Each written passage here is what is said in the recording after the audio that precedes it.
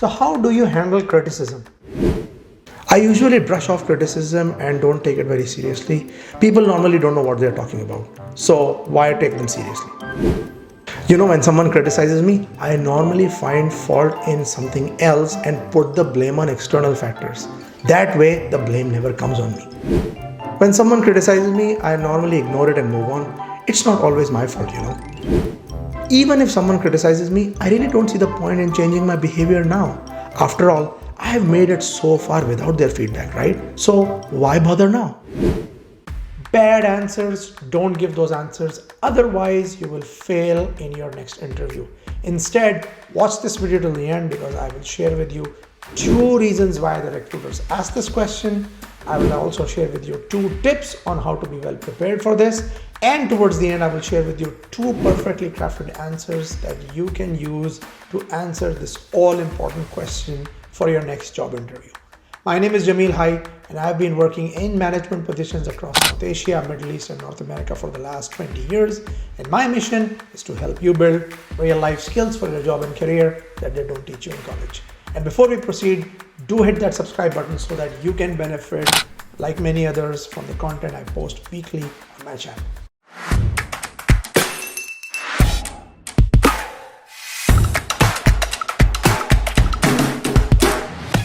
So let's first understand why the recruiters even ask this question in the first place. The first reason is that they want to gauge your mindset. Let me share with you this very interesting graphic which shows how people who have a growth mindset react to criticism and how people who have a fixed mindset react to criticism. So you can see with the growth mindset, mistakes are a way to learn. Feedback is a gift that you can use to improve your future performance. Whereas on a fixed mindset, you want to avoid mistakes. You don't take criticism in a positive way. In fact, you get emotional with that and so on. And they don't want to hire people who have a fixed mindset. They want to see that growth mindset in you because they want to hire people who are able to learn from their mistakes, who are able to take criticism positively and turn that negativity of a criticism into a positive energy. The second thing they want to see is how you are able to handle criticism, because criticism takes a lot of emotional toll on yourself. So they want to make sure that they are hiring someone who is mentally very strong and is able to take these negative comments or sometimes negative criticism and turn it into a positive energy, because they don't want to hire someone who will get emotional all the time or who will take criticism so negatively that it will be hard for them to work. So by asking this question, they want to see how you manage situations like this. Now let's come to the tips. The first one is share a real life example. The best way to answer the question how you handle criticism is to give a real life example on how you do that. And therefore, you will see the examples I'm about to share with you that we'll use once again our very famous STAR model, which is situation, task, action, and result, because that's a very effective way for you to demonstrate how you handle criticism by walking the recruiter through a real life example of what happened, what was the situation, what were you trying to do, what is the action that you took, and how did you manage that criticism, and then what was the result. So you will see that coming up in the examples as well. The second tip is do mention that you take criticism as feedback that you can improve on.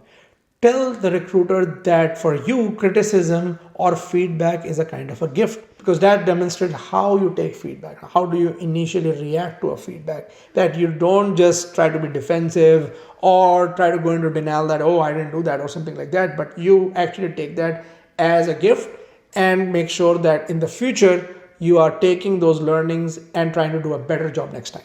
You should also mention that you ask clarifying questions when somebody is giving you negative feedback or somebody is criticizing you, so that you are able to filter out the emotion from those comments, right? Because sometimes you will get criticized and there will be a lot of talk and a lot of emotion going around in that feedback itself. So do mention to the recruiter that when you get feedback like that, you try to ask clarifying questions to make sure that you exactly know where the problem is so that you can fix it. I view criticism as an opportunity for growth and improvement.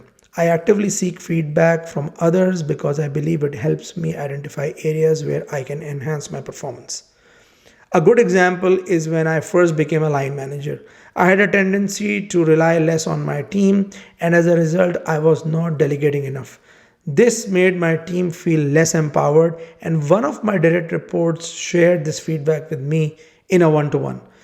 I took this very positively, asked some clarifying questions in a very open way, and as a result, I started delegating more, which enabled me to improve the overall results and output of the team and also strengthen my relations with the team.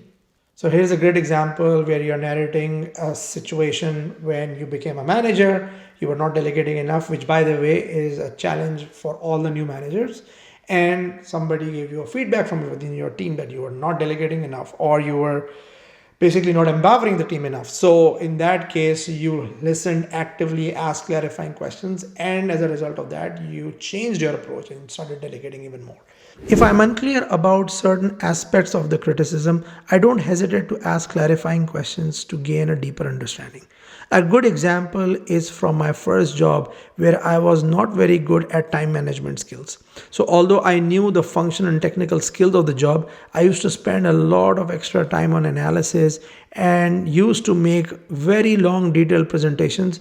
But when I used to review them with my line manager, he used to criticize my very long presentations and the time it took me to develop them, which often resulted in me working late. My line manager shared with me some very good tips on time management, and I also did ask some clarifying questions.